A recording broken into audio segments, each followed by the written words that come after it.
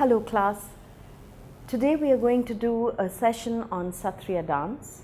Sattriya dance, as most of you may remember, is the dance from Assam which has recently joined the pantheon of the classical dances of India. Now most of Sattriya's dance numbers, whether taken from the register of the dramas or standalone dance numbers, were almost all part of the annual and daily ritual practices in the Satra. They were performed either as part of the daily services or were part of the occasional services that marked the memorial calendar of the Satras, which are the Vaishnav monasteries of Assam. Yet the cultural life of the Satras is marked by two very strong issues. The first is that there is a large variety of cultural practices and patterns of specialization that can be seen in the 500 plus Satras that continue to exist today. There were earlier a lot more Satras, but today there are 500 plus. The second is that there is a definitive link between cultural practice, production and patronage.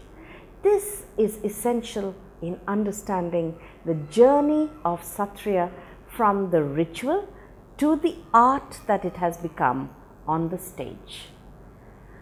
The monolithic conception of the Neo-Vaishnav Bhakti faith of Sriman Shankardev, who was the founder, which was called the Ekasaran Nam Dharam faith, and the variations of its cultural practices ceased with the death of the founder, Sriman Shankardev, in 1568. By the way, I must mention that he lived to the ripe old age of 190. Now, immediately the Satras founded by one of his most significant disciples broke away on caste grounds and formed the Brahma Samhiti Satras. In the Brahma Samhiti Satras, idol worship prevailed, and as these were Satras that were later to have a close association with the Ahom court because of the fact that they were Brahmanical Satras, the artistry that flourished in these Satras was a little more oriented to court preferences. For instance, some example of court-oriented dances include the Apsara dance. This is unique to the Auniyati Satra. As the Ahom kings adopted Hinduism, in the reinvention of their backstory, they saw themselves as directly descendant from Lord Indira. This was an astute choice of calling the dance, the Auniyati Satra dance, as the Apsara dance, because it would please the powers that be. Another such dance was the Natwa dance, unique to the Dakhinpat Satra. Some variant of the Natwa dance was also called the Hajoliya dance. It comes from the word Hajo. Hajo was the name of a small city which was once a great center of dance for the Assamese Devadasi. In these Brahma Samhiti Satras, many new works written by the Satradhikars or the heads of the Satras over the centuries went beyond the template created by Sriman Shankardev, and that is how many Ras dances grew in these crucibles. In the Shankardev scheme, Ras Krida dances had a limited scope, and within the Ras Krida dances, I must mention, there was no reference really, a definitive reference to Radha. Patronage drove the creation of dances restricted to the Brahma Samhiti Satras. Some other dances were what were known as Pacha Salam. Actually, it is Badshah Salam. Another dance was known as Pasaji. That drew its name from the main accompanying instrument, the Pakhavaj, that was popular in the Ahom court, and interestingly, it was an import from the Mughal Darbar. These alignments in consonance with the courtly preferences ensured grants of lands and wealth. Such lands and such wealth made these Satras free of daily pursuits of existence and survival, and were able to concentrate their time on creating beautiful art forms. Even today, the Auniyati and the Dakhinpat Satras are the most materially rich amongst all the Satras. Now, after the death of Madhav Dev in 1595, the non-Brahmin Satras split into three groups. The first was the Purusha Samhati Satras, or those established by the family of Mahapurush Shankar Dev. These satras were grahasth or family satras and lived the life that the founder had recommended. They grew to have a mastery over the scribal culture of the satras and were renowned for their strong bhavana or theatrical presentations. You know that the plays written by Sriman Shankardev were called Ankiya Nats. Their practice was Ankiya Bhavana. The Purush Samhati Satras had their strength in presenting such bhavanas. The group of satras established by Madhav Dev and his disciples was known as the Nika Samhati Satras. They mostly followed the lifestyle lived by their preceptor and are from the celibate order. Madhav Dev wrote many plays. He also created an impressive corpus of dance practices in the satras. Thus, the Nika Samhati Satras, of which the Kamalabari group of satras is a wonderful example, practiced the plays of Shankardev, Madhav Dev and the latest Satradhikars, and the dance practices introduced by Madhav Dev as well. It offers one of the finest conglomerates of cultural practices in the Satra tradition. The last Samhati that was created at the point of the split was the Kala Samhati, which gave refuge in its satras to the lowest in the social order. These satras were not rich but numerically strong. Their uniqueness was in drumming practices, and the famous Mridangiya Baj is part of their cultural patrimony. It is important to point out at this stage that all satras had people of all castes and classes. The caste hierarchy would be reflected mostly in leadership traditions and the predominance of the numbers, as in the case of the Kala Samhati, where the low castes were the largest in numbers.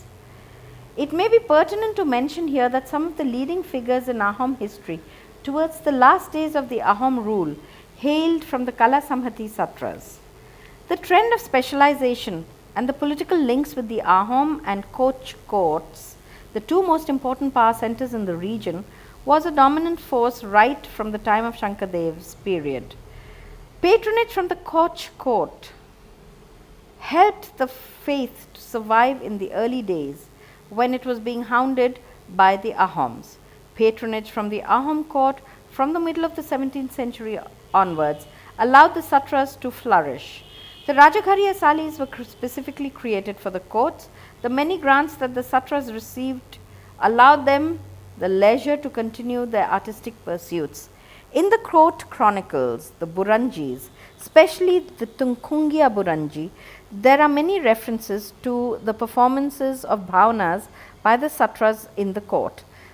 There are also some references to the commissioning of plays by Satra Mahantas in Sanskrit. This was part of the patronage policy followed by the Ahom kings, who wanted to project themselves as ancient Sanskrit knowing nobility. With the coming of the British, there were no disruptions to the practice. In fact, the British supported the satras as they found the organization of the satras running at the ground level useful to incorporate into its scheme of governance. This way, they had to deal with the satra leadership, yet managed to impact a large number of Assamese. It also looked at the large land holdings of the satras covetously, as it could contribute to the gardenization of Assam, a seminal plank of the economic policy towards Assam, which was seen essentially as a provider of tea and timber. With respect to the cultural practices of the satras, the British period saw three major trends coming into being. The first was that the oral scape of the satras changed. The humble Kali and the evocative Serenda were replaced by the violin and harmonium. Secondly, costumes thereafter include the use of western type of cloths like velvet, which had also been adopted by Jatra parties of Bengal. There were many other changes as well. One of the most important changes was the fact that once Bengali was imposed on Assam as the official language, while some satras adopted it as part of the scribal culture, most responded by creating a large trove of Maitri Bhashar Natakas written in Assamese, the mother tongue plays written in Assamese.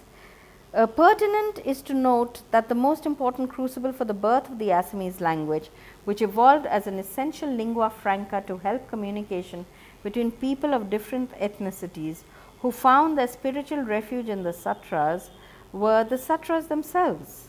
While the Satras were important centers of promoting the vernacular language, they also had some passing association with Sanskrit that found its way in a very small number of compositions of Shankardev. Importantly, they were the exclusive centers for the use of Brajavali, the artificial language created by Shankardev in his Ankya Nats. Brajavali, as its name suggests, is a mixture language using Brajbhasha, Maithili, Hindi, Assamese and other languages. Even today, the Maitri Bhasha Nataks are extremely popular, and though the subject remains the same, with the themes taken mostly from mythology, the Maitri Bhasha Nataks are more reflective of the Assamese way of life. For instance, in a Matribhasha Natak, the heroine would be depicted in a Mekhla Chadar rather than a Ghuri.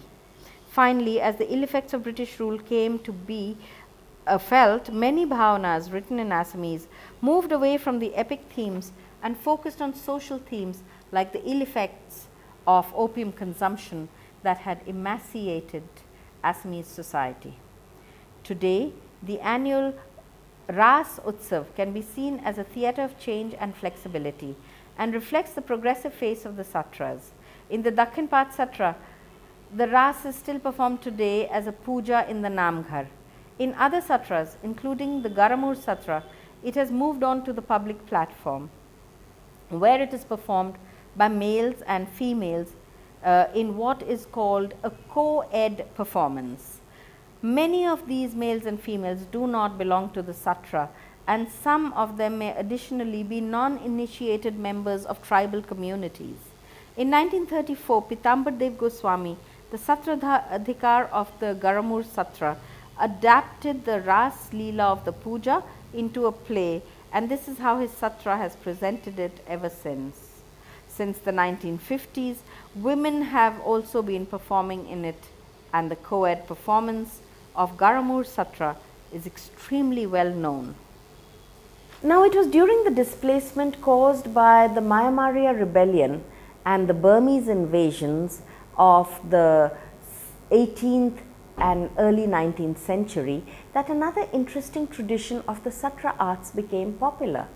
This was called by various names: Hejeria Bhavana, from Hazar or 1000, referring to 1,000 kales that stood for 4,000 pikes or men, or Barisaharya Bhavana, for the collective bhavana of a large number of the laity, literally the laity of 12 hamlets, Bare Sahar, or it was also called Barakhelia Bhavana, referring to the fact that a lot of groups of kales were involved in its production.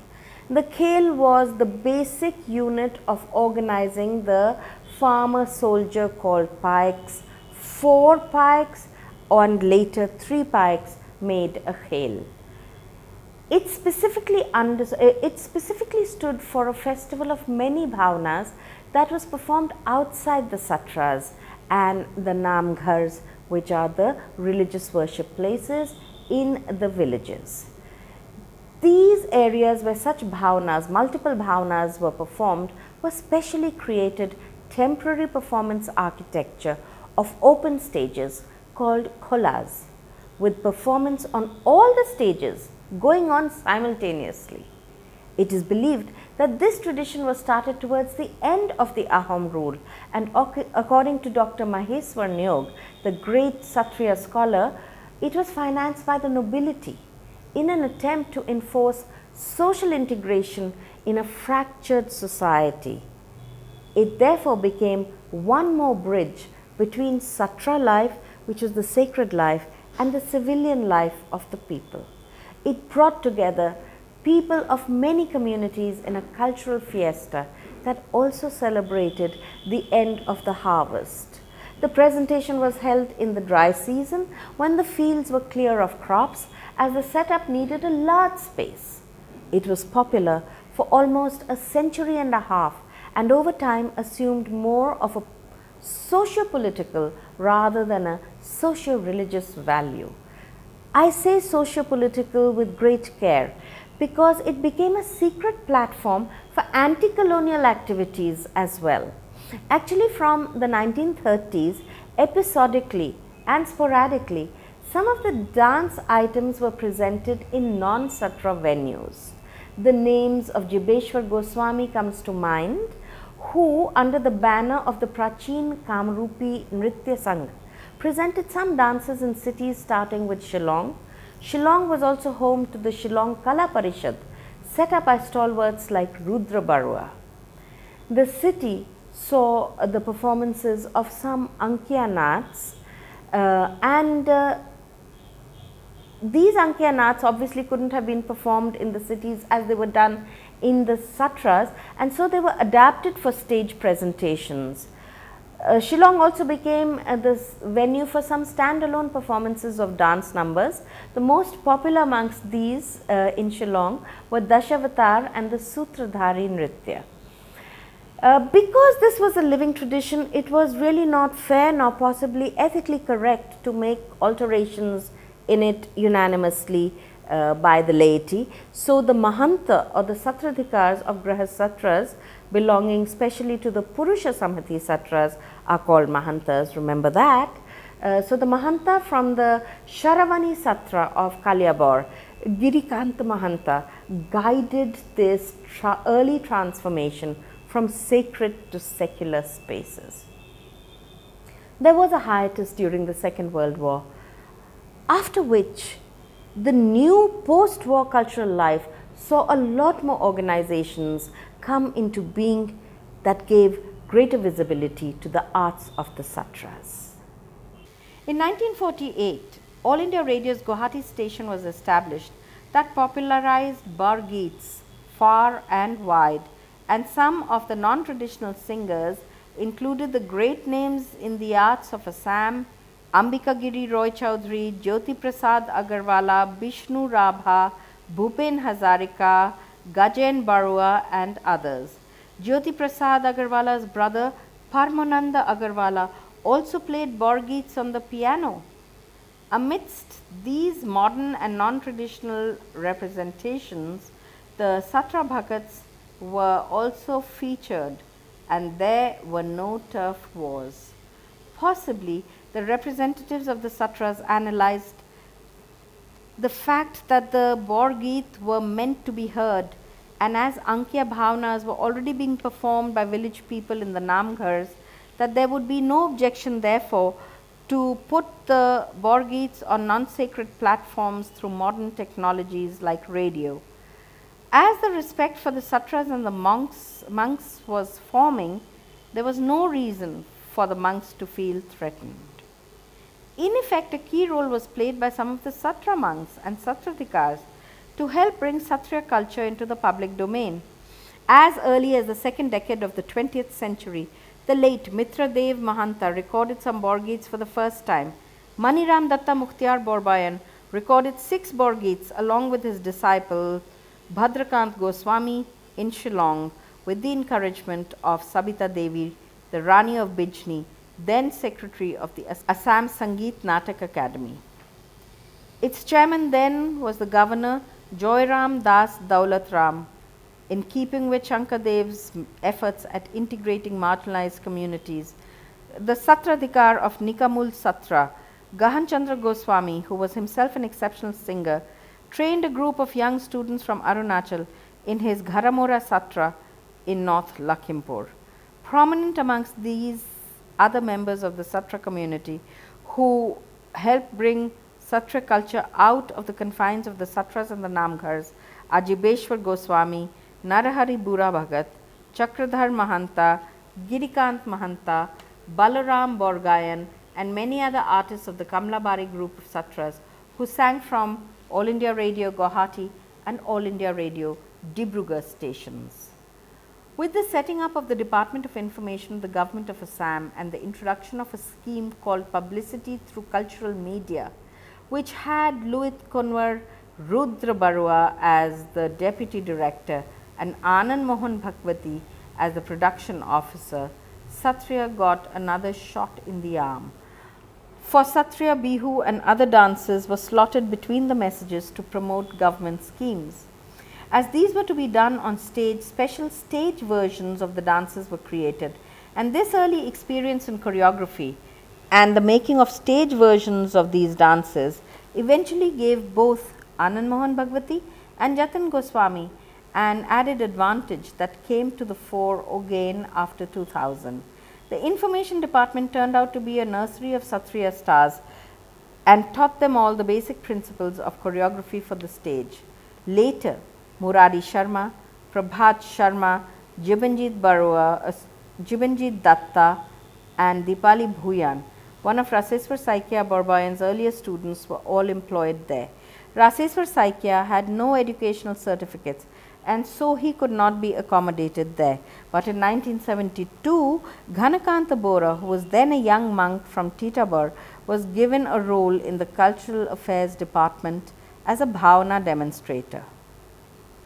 From 1954, claims dancer Indira P.P. Bora that she began learning Sattriya at the Ajanta Kala Mandir. Teachers would come from different satras to teach at the Ajanta Kala Mandir, but by her own admission, it was in a fragmentary manner. In 1961, the Ajanta Kala Mandir troupe, which included Rudra Barua, Pradeep Saliha and others, went on a dance tour of South India, performing at many places including Kalakshetra.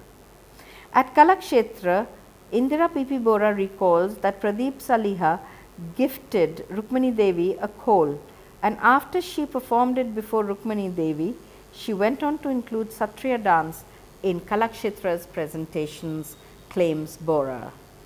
In 1963, at the house of Jogendranath Saikia, Bapuram Bayan of the Garamur Satra stayed and taught his three daughters, one of which was dancer and former secretary Shankadev Kalakshetra Sharadi Saikia.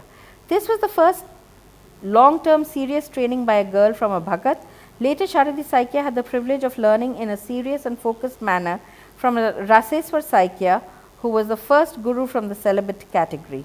In 1973, after serving as law minister in Assam, when Jogendranath Saikia moved to Delhi as a member of the Legislative Language Commission, he set up a small training school in Delhi, where Raseswar Saikia trained the girls from the Saikia family and his own daughters too. In 1975, the group that went to Indonesia with President Fakhruddin Ali Ahmad, who incidentally also hailed from Assam, included Sharadi Saikia and others like Jolimani Saikia and Boluram Borgayan. The first time that Sattriya was used on a modern government platform to serve as a cultural marker of Assam was in 1949 at the Hills and Plains Conference, a pet project of Sir Akbar Haidari, the then governor of Assam, and Gopinath Bordoloi, the then chief minister. Through this performance, they were attempting to subtly reinforce the message of integration as crafted by Sriman Shankadev over 400 years through the Neo-Vaishnav faith, the propagation of which was through performance. Guwahati got to see Sattriya dance as a stage show in 1963 at the district library. Aruna Das, Saru Bordoloi, Pushpa Bhuyan and Nandini Barua danced at this performance. It was in 1963 also that Dilip Jamdar documented the folk dances of Assam in a films division documentary in which Sattriya dance was also featured. In the early 1960s, Indrani Rahman, the then diva of dance in India, and Rita Devi, grandniece of Rabindranath Tagore from one side and granddaughter of eminent Assamese literature Lakshmi Nath Bezbarua on the other side, learnt some items in Sattriya from Raseswar Saikia Borbayan, but they were driven mostly by curiosity to learn a bit, and they did not perform it much. Had they performed it, possibly Sattriya would have caught the imagination of India for its artistic content, just like Odissi did, of which both Rahman and Devi were early practitioners. However, when it came to national spaces, it was the monks of the Kamlabari Satra who performed for the first time in Delhi in 1955 at the National Dance Festival. At the third Inter-University Youth Festival held in Delhi in 1956, the then Guwahati University troupe presented Ras Nritya for which the Gayan Bayan team had come from the Dakhinpad Satra. This was a very big step forward, as the dance was performed by 4 male and 4 female university students, one of whom was Garima Hazarika, who went on to receive the Sangeet Natak Academy Award for choreography in 2006. It was only due to the intervention of the eminent scholar Dr. Maheshwar Nyog that the then Satradhikar of the Satra agreed to help, that too conditionally.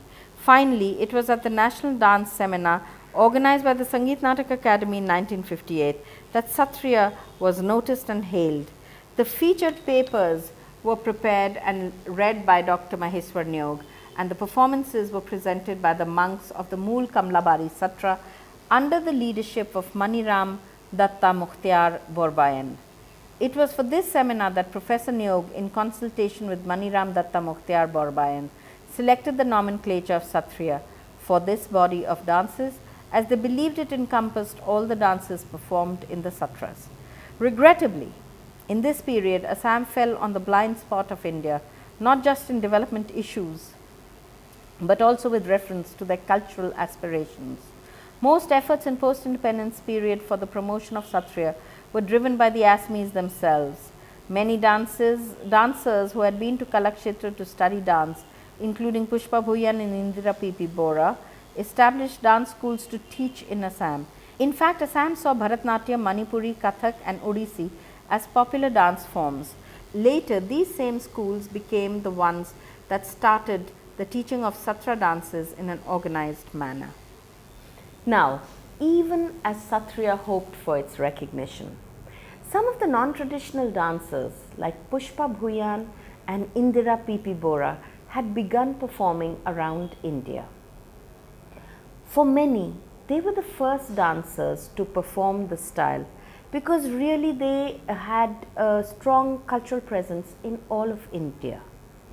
Indira Bora gave many lecture demonstrations both in India and overseas. Both of these ladies were recorded for Doordarshan's national program of dance in Delhi, and you can imagine how far the reach of the national program of dance is when it is telecast on Doordarshan. However, Doordarshan's first national program of dance was recorded in Guwahati in 1985 in the open area of the house of Raseswar Saikya Borbayan. Dr. Maheshwar Nyog was present. He was available on hand to advise. Descriptions of this occasion suggest that a group of 6 dancers danced an item called the Nadu Bhangi. The dancers work 3 different types of costumes, not the uniform costuming that accompanies group presentations today, but the way it was performed in the Satras, because Nyog advised that in the Satra this item is danced in different costumes.